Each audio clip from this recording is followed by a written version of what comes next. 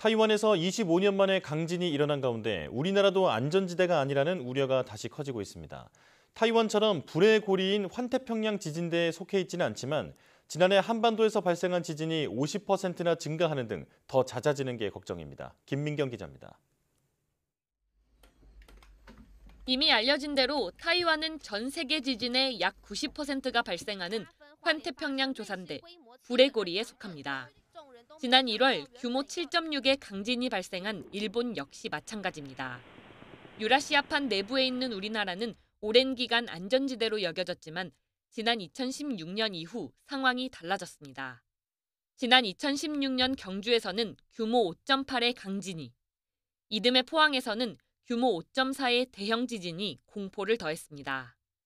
지난 2016년 경주 지진 직후 급격히 증가했다가 감소세를 보였던 국내 지진은 2021년부터 다시 증가세를 보이고 있습니다.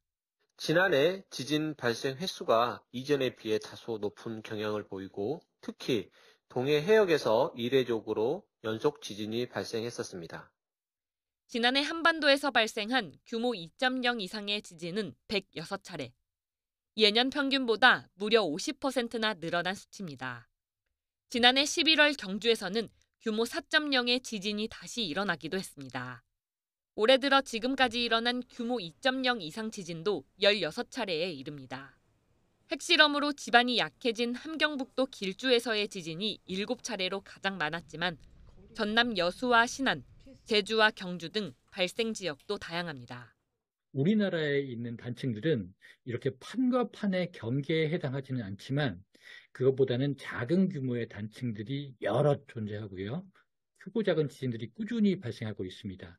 경우에 따라서는 우리나라에서도 규모 한 6.7 정도 되는 지진까지도 발생할 수 있는 단층들이 있다고 생각이 들어요.